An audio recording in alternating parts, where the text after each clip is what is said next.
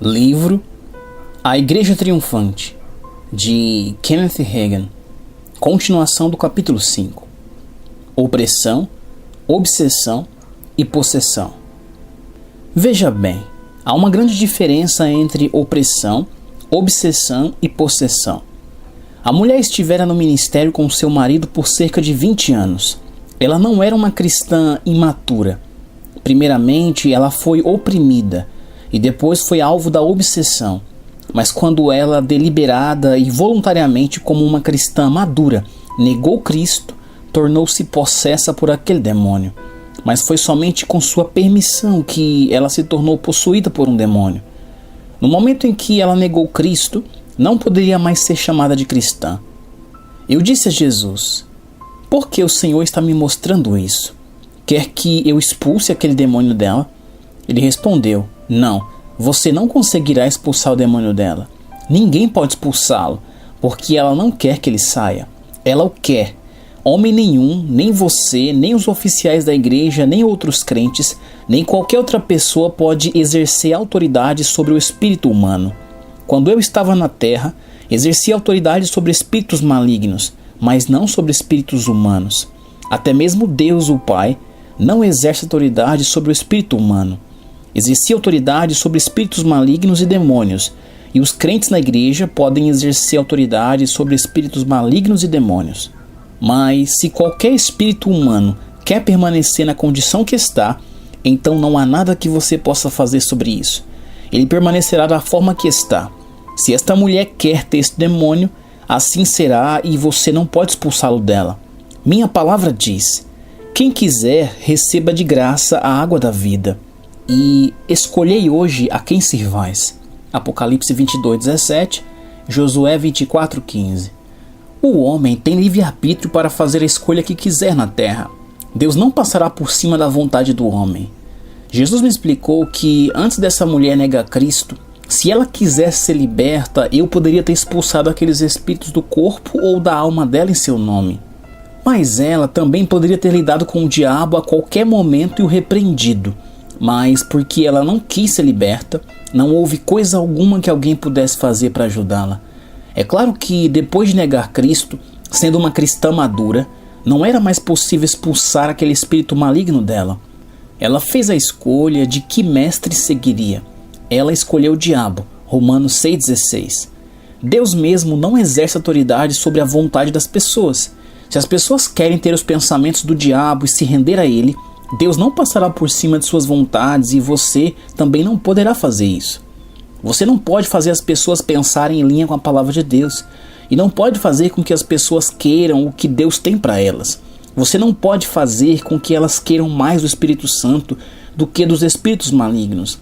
Você pode ensinar às pessoas o que a palavra diz e também encorajá-las a crerem na palavra de Deus e andar em linha com ela, mas não pode fazer com que as pessoas façam coisa alguma. O pecado imperdoável, o pecado para a morte. Quando eu perguntei a Jesus: o Senhor quer que eu ore por esta mulher? Ele respondeu: não, nem sequer ore por ela. Isso foi uma verdadeira surpresa para mim. Você já ouviu falar sobre não orar por alguém? Eu sou uma pessoa rigorosa na palavra. Se alguém me diz algo, não importa quem seja, eu quero ver aquilo na palavra de Deus. Eu disse para Jesus: por que, Senhor? Eu nunca ouvi nada assim. Isso é bíblico? Ele respondeu: você nunca leu na minha palavra? Se alguém vir o seu irmão a cometer pecado, não para a morte, pedirá e Deus lhe dará vida aos que não pecam para a morte.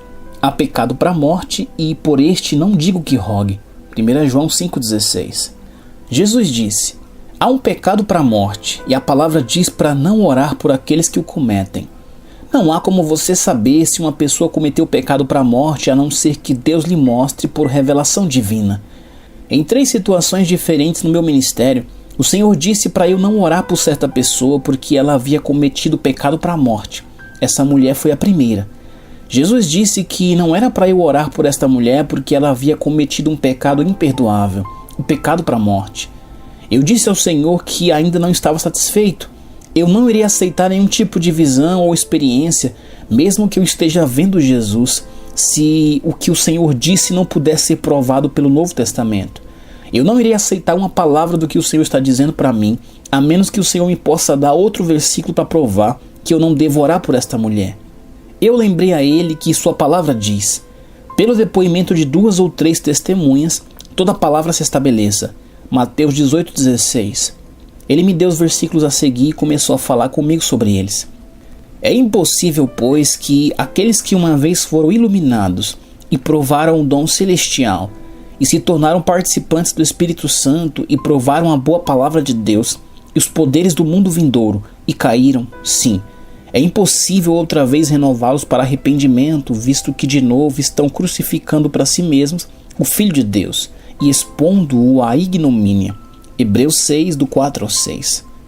Jesus explicou que antes de um cristão ser culpado de cometer o pecado para a morte, todas as 5 condições mencionadas nesse versículo têm de se aplicar a ele.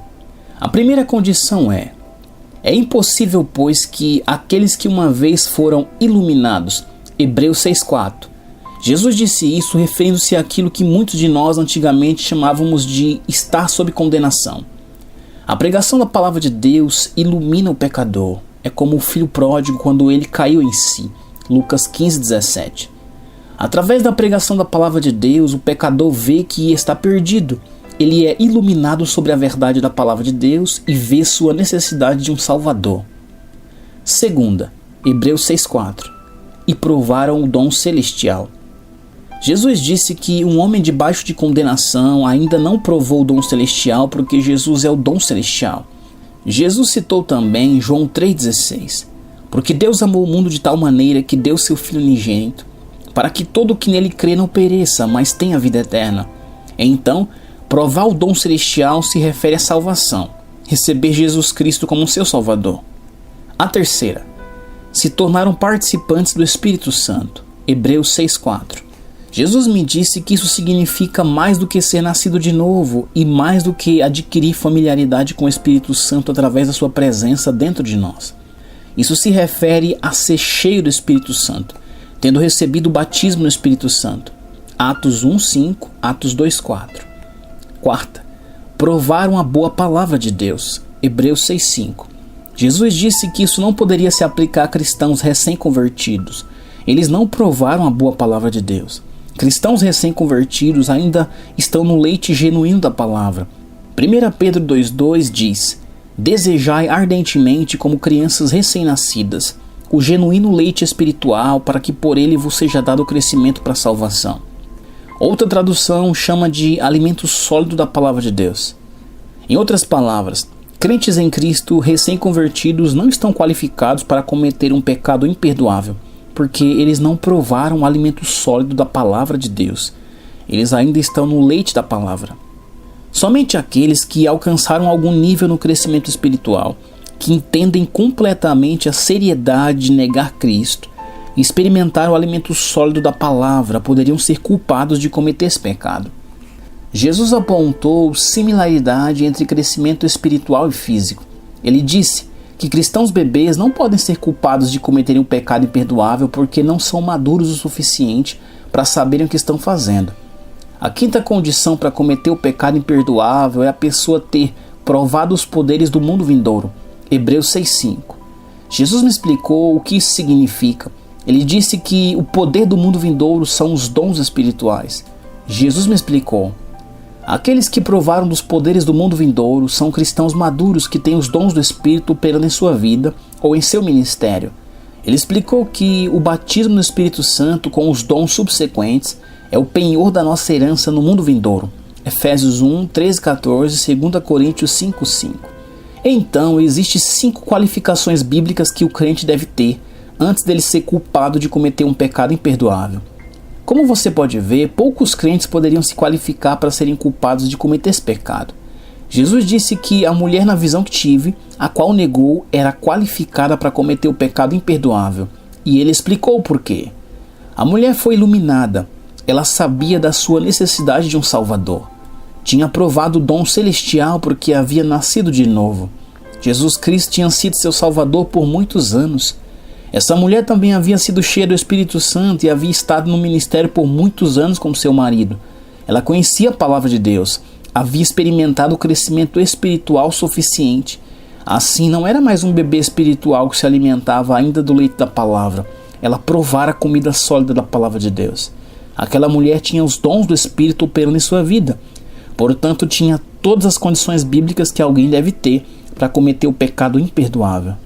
Jesus disse que poderia tê-la perdoado se ela tivesse sido apenas tentada e vencida pelo diabo. Ele me disse que ela não cometeu o pecado para a morte por ter ficado com outro homem. Se ela tivesse tido 100 homens, mas tivesse voltado para o Senhor e se arrependido, disse-me Jesus, ele a teria perdoado. No entanto, Jesus falou que ela chegou a essa decisão sem estar debaixo de tentação ou sujeição. Então ela deliberada e intencionalmente disse que não queria mais Jesus. Esse é o pecado para a morte, o pecado imperdoável. É o que o cristão maduro faz a respeito de Jesus que determina se ele cometeu ou não o pecado para a morte. Se o cristão maduro intencionalmente nega Cristo, com premeditação deliberada, a Bíblia chama isso de cometer o pecado imperdoável, que é o pecado para a morte. O pecado para a morte leva à morte espiritual, eterna separação de Deus. Pare e pense sobre isto. Uma pessoa é salva recebendo Jesus Cristo em seu coração. A única forma de as pessoas perderem a salvação é através do que fazem sobre Jesus, aquele que é o assunto central da salvação. É por isso que quando as pessoas perguntam, um cristão pode ter ou ficar possesso por um demônio? Elas precisam definir o que querem dizer com isso. De fato, como eu disse, os cristãos podem ter qualquer coisa que eles queiram porque eles têm livre-arbítrio. Se os cristãos maduros continuarem se rendendo ao diabo, eles podem finalmente chegar ao ponto em que escolherão negar a Cristo, como essa mulher fez. Depois disso, eles não seriam mais cristãos porque não seriam mais como Cristo e esforçando-se para segui-lo. A partir do momento em que o Espírito de Cristo vai embora, uma pessoa não pode mais ser chamada de cristã, e somente aí é que ela pode se tornar possessa. Então, só porque essa mulher um dia foi cristã, não quer dizer que ela continua sendo. Ela deixou de ser como Cristo quando seguiu o diabo e negou Jesus Cristo. Jesus disse, se vós permanecerdes na minha palavra, sois verdadeiramente meus discípulos. João 8,31. Essa mulher não permaneceu na palavra de Deus. Ela não queria mais coisa alguma com Jesus. Deixe-me dizer algo mais aqui. O fato de as pessoas se declararem cristã não é um sinal de que elas nasceram de novo. Se não há nenhuma evidência do fruto do novo nascimento, o Espírito recriado em suas vidas, eu seriamente questiono sua experiência de salvação. Você pode colocar todos os rótulos que você quiser em uma pessoa, mas isso não é suficiente para tornar verdade.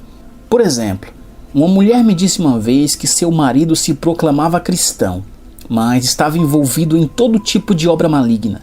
Ele não demonstrava nenhuma evidência de ser uma nova criatura em Cristo. Ela queria saber se ele realmente poderia ser um cristão. Eu disse, não, ele não é um cristão. A palavra cristão significa como Cristo. Ele está agindo como Cristo agiria? Não, certamente que não. Ele está seguindo a Cristo ou andando de alguma forma na luz da palavra? Não, não está. Ele está seguindo o diabo, então não o chame de cristão. Depois, na visão, Jesus me deu Hebreus 10 e me explicou mais sobre o pecado para a morte. Porque se vivemos deliberadamente em pecado, depois de termos recebido o pleno conhecimento da verdade, já não resta sacrifício pelos pecados, pelo contrário, certa expectação horrível de juízo e fogo vingador prestes a consumir os adversários. Sem misericórdia morre pelo depoimento de 2 ou 3 testemunhas quem tiver rejeitado a lei de Moisés. De quanto mais severo castigo julgais vós, será considerado digno aquele que calçou aos pés o Filho de Deus e profanou o sangue da aliança com o qual foi santificado e ultrajou o Espírito da graça. Hebreus 10, do 26 ao 29. O versículo 26 diz, porque se vivermos deliberadamente em pecado, depois de termos recebido o pleno conhecimento da verdade, esse pecado não poderia estar se referindo apenas a qualquer pecado, ou 1 João 1,9 não seria verdade.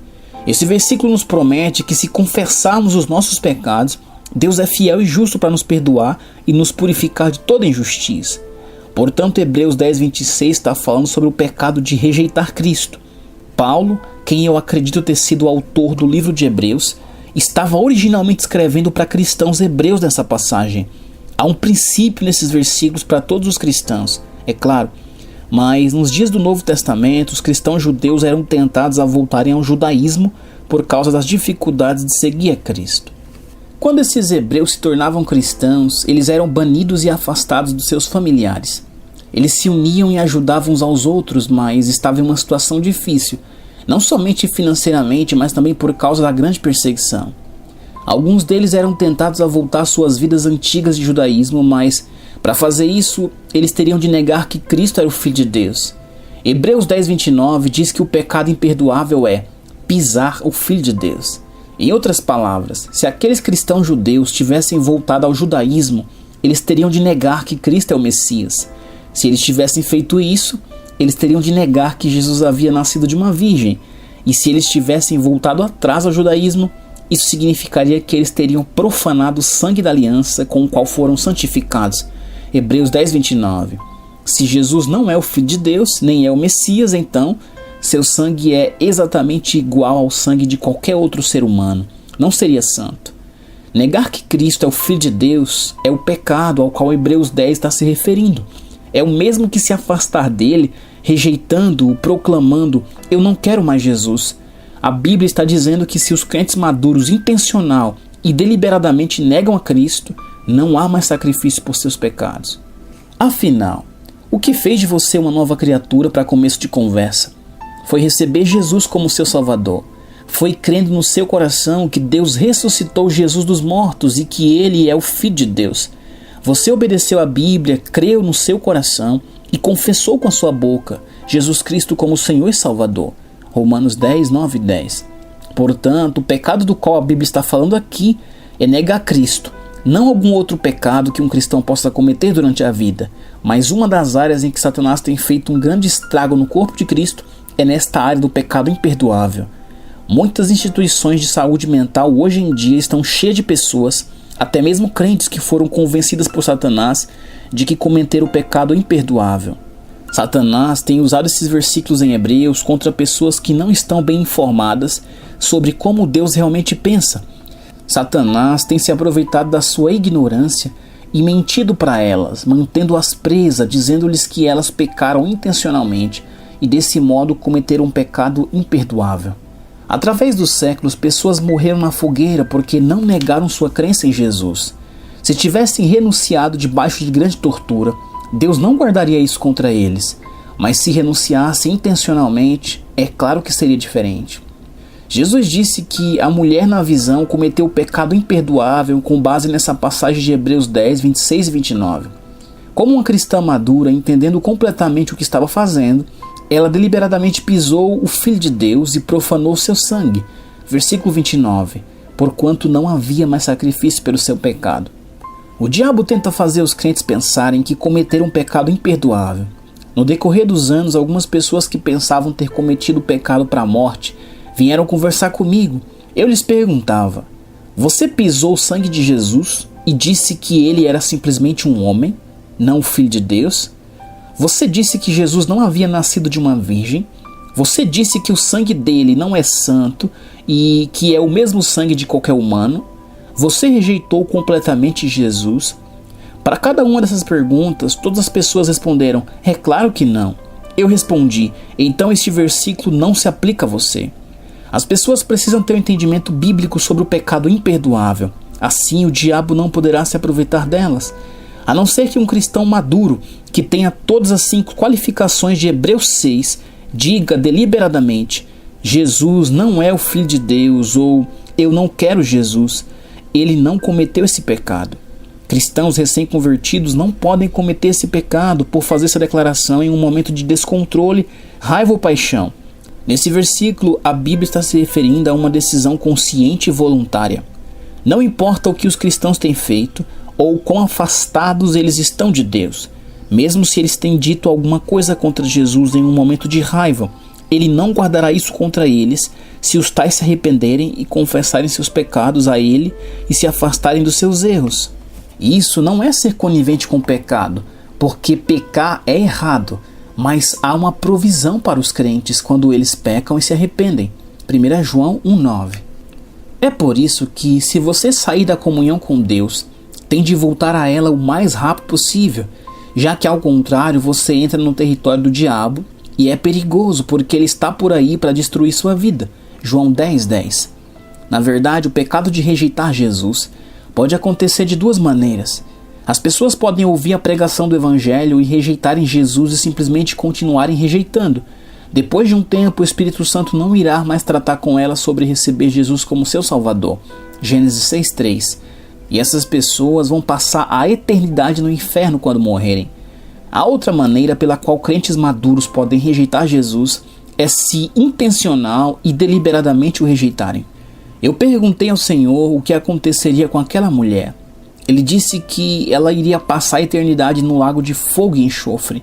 Naquela visão eu a vi caindo naquele lugar e ouvi seus gritos terríveis. Conheci outra pessoa, um homem que cometeu pecado imperdoável.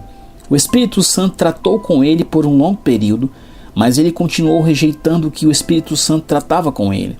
Aquele homem nunca se renderia a Deus. Conversei com ele pessoalmente sobre Deus mais de uma vez. Ele mesmo me disse que tinha nascido de novo e que Deus o tinha chamado para pregar, mas ele não estava disposto. Finalmente afastou-se do Senhor, parou de ir à igreja e entrou em uma vida de pecado. Conversei com ele sobre o Senhor e tentei trazê-lo de volta para Deus. Naquele tempo ele estava vivendo em profundo pecado, fazendo coisas que nem sequer devem ser mencionadas. Quando eu lhe falava sobre o Senhor, ele simplesmente chorava e tremia, sentindo-se condenado. Continuei orando e conversando com ele em diferentes ocasiões por um período de 15 anos, tentando trazê-lo de volta para o Senhor. Na última vez em que conversei com este homem, ele disse: "Eu sei que tudo o que você está dizendo é verdade, é isso mesmo, mas eu não farei nada sobre isso." E acrescentou: "Mas não desista de mim, continue orando." Então eu continuei orando por ele. Lembro-me de uma noite em particular em que eu estava ajoelhado e orava por ele e o Senhor falou comigo: "Levante-se daí." Foi tão real que me assustou. Então eu me levantei e o Senhor disse: "Não ore por ele." "Mas Senhor, ele me disse que te conheceu quando era adolescente. Ele disse que o Senhor o chamou para pregar. É por isso que eu estou orando, para que ele volte à comunhão contigo e retorne para ti como o filho pródigo da história da Bíblia", respondi. E o Senhor disse: Não ore mais por ele." "Senhor, tu estás dizendo para eu não orar mais por ele? Mas ele ainda está aqui nesta vida, ainda há esperança para ele", perguntei. "Não, ele nunca será salvo. Ele morrerá e irá para o inferno", respondeu o Senhor. Aquilo foi um choque para mim. Eu disse: "Senhor, eu não entendo isso. Você já leu no Antigo Testamento sobre Efraim? Você não sabe que eu finalmente disse: deixem Efraim, não o incomodem mais, deixem-no?" Por que eu disse isso? Porque Efraim tinha se juntado aos seus ídolos. Oséias 4:17. Então, deixe este homem. Veja, no sentido espiritual, aquele homem tinha rapidamente se juntado aos seus ídolos. Ele tinha aberto largamente a porta para o diabo e o Senhor sabia que ele nunca se arrependeria. Eu nunca mais orei por ele depois daquilo. Eu simplesmente não podia. Outros oraram, mas o Senhor me disse que não orasse e o homem morreu ainda novo. Ele tinha mais ou menos 54 anos quando morreu.